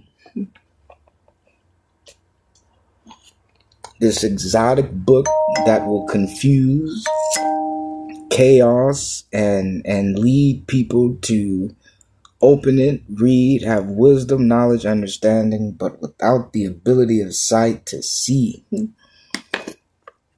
For it's just a book if you open it. It's just a book if you compel. It's just a book if you use a reference of Proverbs. It's just a book in these times. But in reality, this is the book Solomon himself has asked God personally for one prayer that only he, as in time, the only man asked. And as God had vowed, dedicated, and sworn, from that time no one would ever ask again, nor obtain and have. What God has given Solomon, welcome back, Brother Moon, 2 things while you were away. I had to say today is the Tempest's birthday. The person that's been battling me, fighting me, doing all these things. Today's his birthday. The day he was born. So I had to put that out. This is the person that did it to Mother Mary Magdalena and the Virgin, and has been tempting Emmanuel, his grandmother, Jesus Christ, my hair is severe. Oh, AA, one love, the Lord of hosts, Kakarot, Jehovah, the Holy Spirit. It's been tempting us about Kakarot, me. It's been tempting us about our grandmother, that he's hurting her and, beating her down and, even causing this fire from heaven to rain on her and hurting her in her life while she's trying to be our grandmother, love us, be the virgin, the mother for everyone in life, her family, her generation. If you see the head, Adam, Eve started their families, and be the head of her family, as she's supposed to be his grandma. And he's fighting her, trying to prevent her to do so. And that's what this person is individual. So today's his day of his existence, because I'm not just a person that's here preaching and prophesying all these people. Some of them have appeared, and some of them are really here in life today. These bad people. He's in prison, and but today's his day. But anyways, I also wanted the second thing. That's not really important, but it's important because surprisingly, he woke up when I woke up today to him wanting to go hard and try to, do all these bad things to me, since it was his day. So I had to, as their pastor, speak that. But I had to say this, you guys. Remember I told you last Sunday and the Sunday before that, and even when I first started preaching, I stopped listening to English complete sentences. I stopped. I said I stopped listening. I stopped believing in that. And I started believing in what? Poetry. Poetry saved me. Poetry freed me. Poetry, is what, literally to this day, if there's a God that exists, I believe in poetry to be God. So when I started opening the Bible again, because I believe the Bible, I don't even want to believe I believe the Bible. That's the white man. I believe you, God. I love you, God. I love your work. But I believe that's the white man in his English and stuff like that. And I will not, I refuse to read it.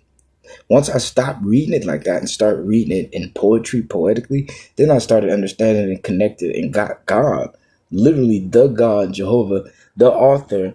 I was able to understand him through poetry, you guys, reading the Bible in poetry, as well as what my grandmother and grandfather taught me. But I took it and made what they brought, gave them. This is, if English existed and they had to speak it, and they did speak in it, I blessed English through their preaching and took that as a foundation of how to speak in words. But everything I took and blessed it in poetry. So I found them. Now, this is what was so crazy when we started Proverbs. I have to watch this. Proverbs provides God's detailed instructions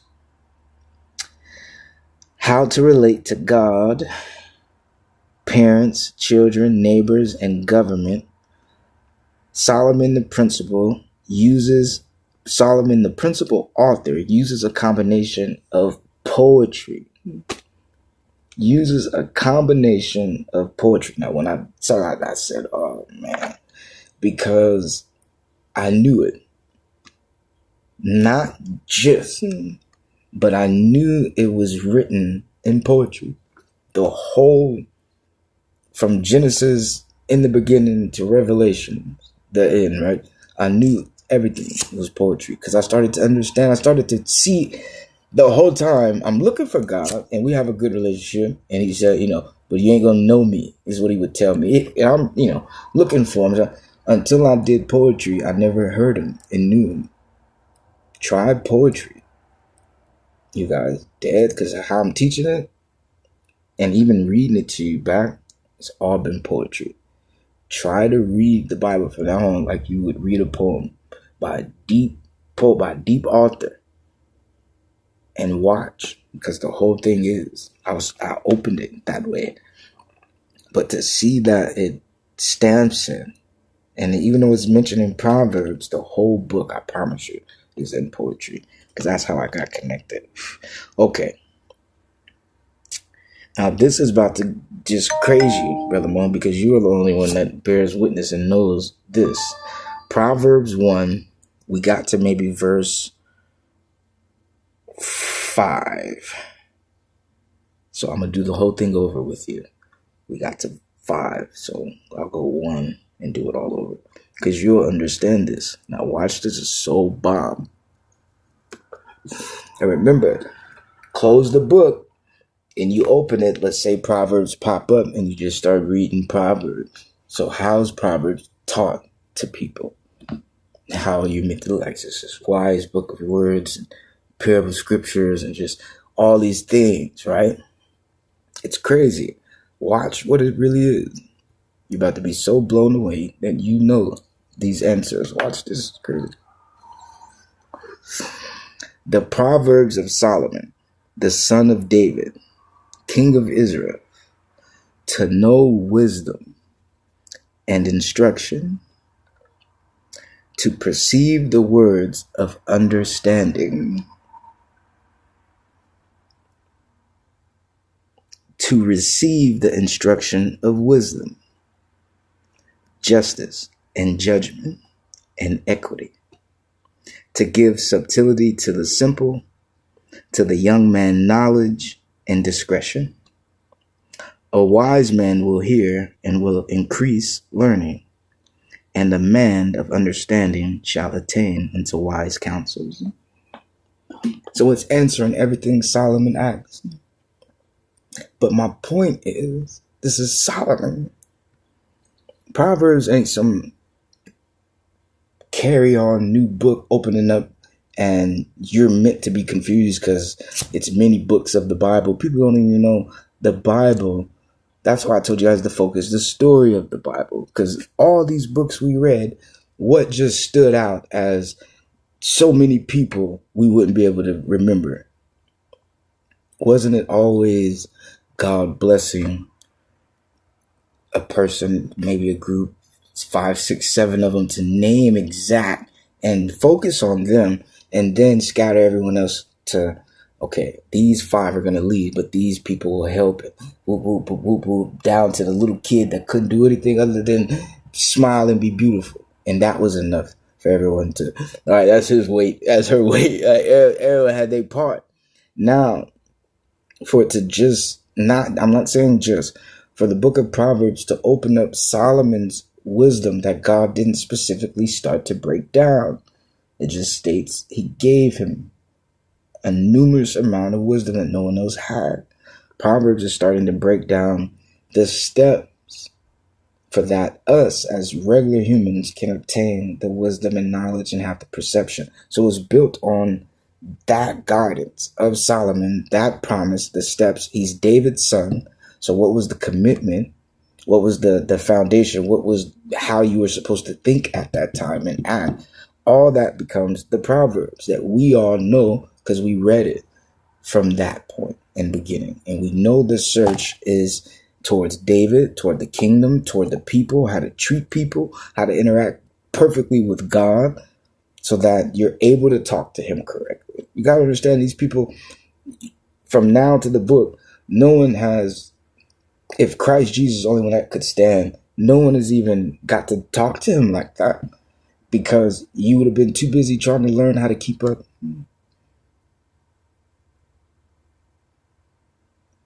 If God said one thing to you to straighten up your shoulder, like someone said, it was leaning. So you'd have been too busy trying to understand what you're understanding because it's him to be able to just sit back and say something back. So you got to understand at this point, who could, even Job, when Job thought he could stand to God, God said one thing, Job put his head down. All that he was saying, he couldn't say it. So remember that. That's as far as someone has got. I can't. Sorry. Told you it was open. You just got to come in. I'm not going to stop because I literally got you guys like 13 minutes left before I have to start putting my shoes on. Hold on. I'm sorry.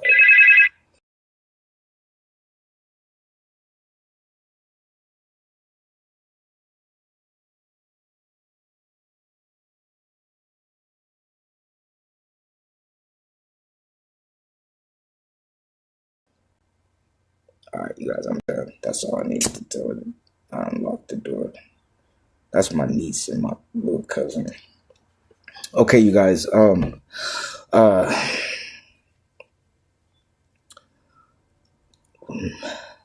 Yes. But my point is how difficult. This book has not been something that an average person, if you do open, we just didn't go back and read it over and over again. If you studied it, because I left that for you guys, but at least you know how far to go.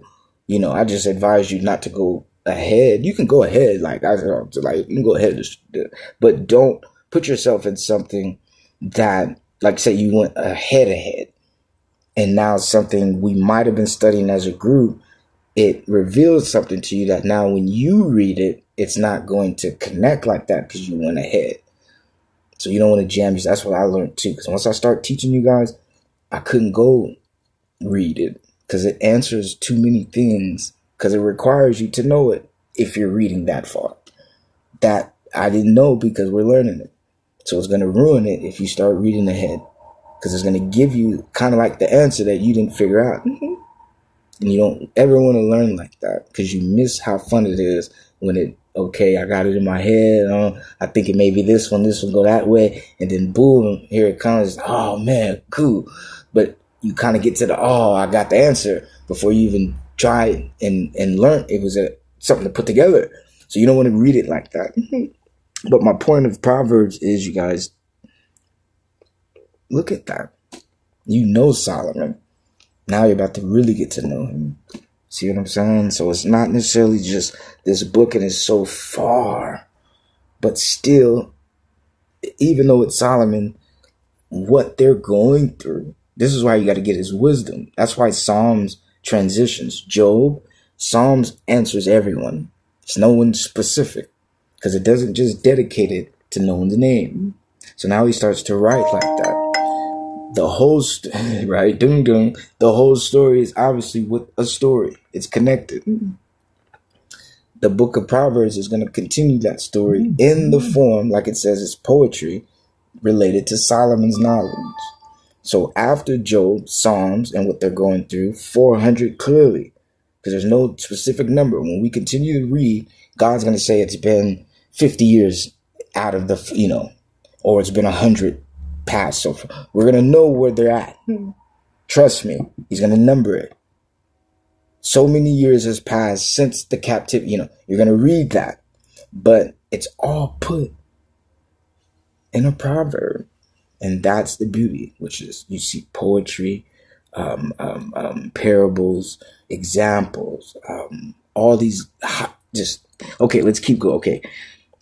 To understand a proverb and the interpretation, the words of the wise and their dark sayings. And you know why he's saying dark sayings? One word stood out in watch.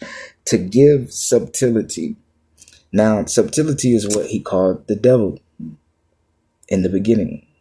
So he used that in the beginning of Proverbs. He asks you to give subtlety. That's also a sign of Jacob. Cunning, deception, wisdom. Okay, to understand Proverbs, and their dark sayings. Now you got to get why he's saying their dark sayings. How did you know anything about darkness with God? Who has led you so far to even think there's a dark side that he would welcome if done right? So to understand, because that's where you're going. Now look at the generation of what passed. To do wisdom wasn't as pure as you can just open it and it's only God. You have something else around. Wisdom becomes what? You would have to defend yourself anyway. Taking his wisdom and knowledge against you, using it to find what? Wisdom, if you do the holy way, only leads to what? God. Think of something negative. Can only, if you believe in it and trust it, instead of allowing it to kill you, if you trust in him enough, it will lead to God as well. That's dark.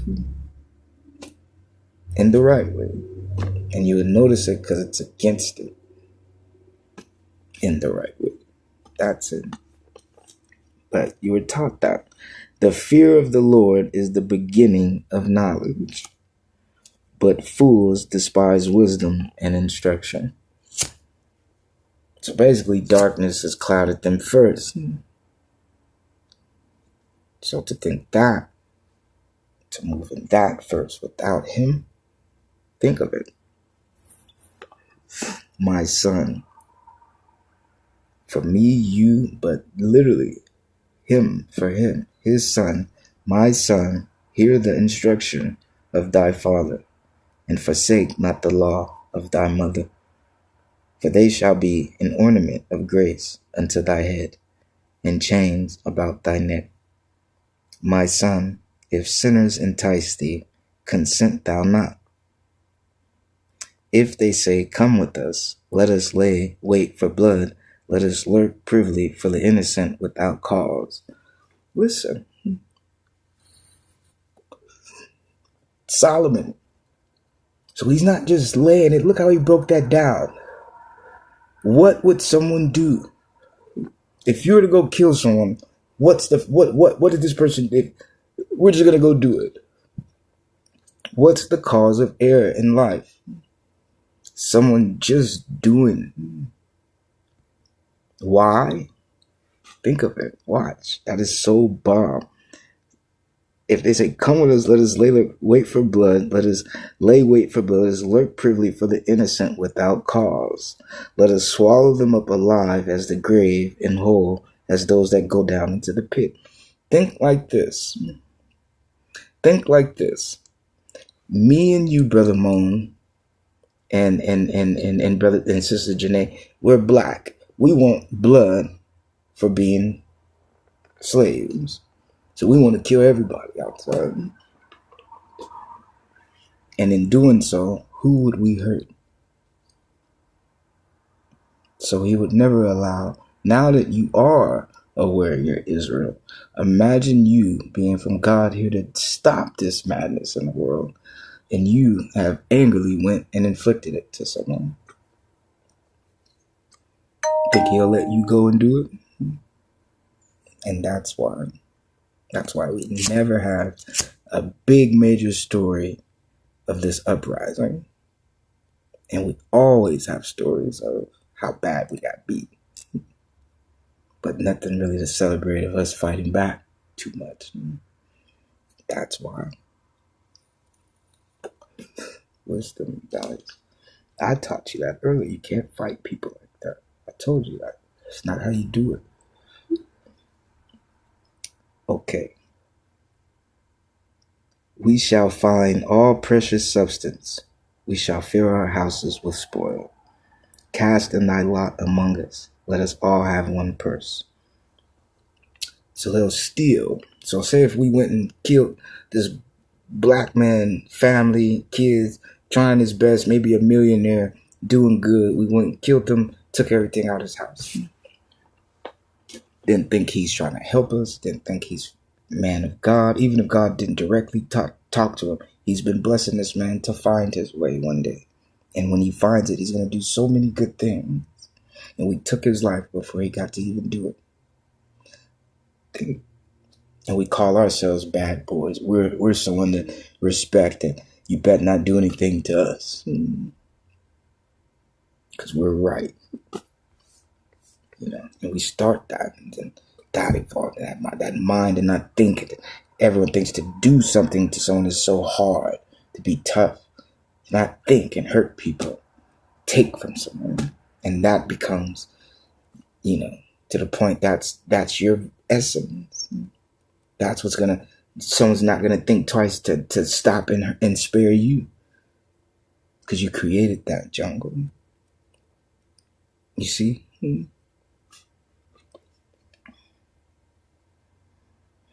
My son, walk not thou in the way with them. Yes, Solomon was a genius. Refrain thy foot from their path. What did I tell you guys? How did I tell you to walk in life? How did your pastor teach you to walk? We didn't read this. So if I told you not to think like that and be like that and be upright, go to God and think right. Look at Solomon's wisdom first. This is why it's first. You walk like this first before we move on to this deeper thing. You learn how to walk with your feet before you ask me, can you fly? How did I teach you as a man and a woman to act and behave to other people, even if they treat you bad? I prepared you. I didn't know this. I didn't know it, but I prepared you already. So I didn't have to correct myself. Oh, okay, we got to do that. I'm sorry, my bad. I told you guys to just attack these people and get them. I had to correct that. If this is the wisdom, this is Solomon's wisdom, look at your teacher. That smokes and, but never taught you anything to do anything like that. I taught you how to love animals. not hurt a human being just because you're mad. Okay, so here we go. I'm gonna try to get through chapter 1. Okay, refrain from the foot from their path, for their feet run to evil and make haste to shed blood. Surely in vain the net is spread in sight of any bird, and they lay wait for their own blood. They lurk privily for their own lives. And think you as the bird is used, you want to spread your wings and fly. They got something waiting for you. They got a net waiting. What does it say? For everyone. It's waiting. That means how far they'll let you get. Imagine you can figure out, wait a minute, I can. Because they saw it. And you can do something they can't. Whew. So are the ways of everyone that is greedy of gain, which taketh away the life of the owners thereof. See, but you gotta understand, he's not just saying this to Israel. What is Israel around? And was this the law before you got handed over? The world acting like this. So what is promoting this? What is now? We saw if God spoke directly to them, they wouldn't listen. What's out right now? If God is speaking, they just so happen to want to listen and do the opposite. What's in front of everyone now? Calling all opposite to come to him. But has always been doing it. That's why they didn't listen. We got to understand the original rules. I have mine. Will mine disobey me? Has any one of God's children disobeyed him? You have yours. Why? Just so happen they don't? Because they're not of who? Not God's. Who do they belong to? Check that. But look, why is that connected? Watch this. Wisdom crieth without. She uttereth her voice in the streets. Do you understand that? If you were in need of you're about to die, and you cried, wisdom is what would save your life out of that situation, right? So without I don't need you in death for me to cry out and give you this love and protection. God does not just exist because you need him. What about when you don't? What about just to say hello? What about just to say I love you? Just out of the blue. Oh, I need this. I want this. I want this. What is this? Hello, God. I would love to have more wisdom so I can get stronger with you and say things like that instead of I want a car. I want this. I want that. You know, like things like that in that nature. In that mind. Okay, I'm going to keep going. She cried without wisdom. So you don't need to be in need. You don't need to be at the last. You better get to God because it's too late. She cried without. If a baby can inspire you to think because you're so grown, that child made you stop. She cried without. Okay. You see the wisdom, you see how the Bible spans, and you see how I'm teaching differently, even speaking it differently. Look at that. She cried in the chief place of concourse, in the openings of the gates. In the city she uttereth her words, saying, how long, ye simple ones, will ye love simplicity? And the scorners delight in their scorning. The fools hate knowledge. I want that, but I'm running late, so I have to kind of speed through. Turn you at my reproof. Behold, I will pour out my spirit unto you. I will make known my words unto you. Because I have called, and ye refused. I have stretched out my hand, and no man regarded. But ye have set you have set at naught all my counsel, and with none my reproof. I also will laugh at your calamity. I will mock when your fear cometh. When your fear cometh as desolation, and your destruction cometh as a whirlwind, when distress and anguish cometh upon you, then shall they call upon me, but I will not answer. They shall seek me early, but they shall not find me, for that they hated knowledge, and did not choose the fear of the Lord. They would none of my counsel. They despise all my reproof. Therefore shall they eat of the fruit of their own way, and be filled with their own devices. For the turning away of the simple shall slay them, and the prosperity of fools shall destroy them. For the turning away of the simple shall slay them, and the prosperity of fools shall destroy them. But whoso hearkeneth unto me shall dwell safely, and shall be quiet from the fear of evil. So think if he taught him that. Well, like, it's not weird, but okay. So I'm gonna take you guys with me. So because God, I need wisdom, you guys, and give me. I'm gonna be talking. I gotta put my shoes on so I do stuff. But because of wisdom, I can't discern, God, who's right and who's wrong. But it's not just who's right and who's wrong. I can be right and wrong. So it's also wisdom so that I don't make mistakes. I say, oh, you stink, so I can't help you. Okay, you smell good, so I'm going to give you something. And the person that stank deserved it. You know, so it became not just that, but of me as well. But to determine, because now this person's going to stab me in the back, kill me, hurt someone in the family. But I let them in trying to be good, trying to be like you, God, and save another life. I let them in. I let them in. You understand what I'm saying? So that becomes what he's asking. Protect me that way from also these things. People may be just as in danger as me from these things. Keep me safe. So, yeah, that becomes God's focus. That becomes his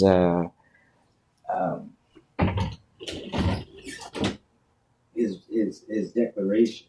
Because your devotion, you got to understand, you're not out to hurt someone. And that's even someone trying to hurt you. You're out to spread the word of God and protect first. In that mission, will someone try to hurt you?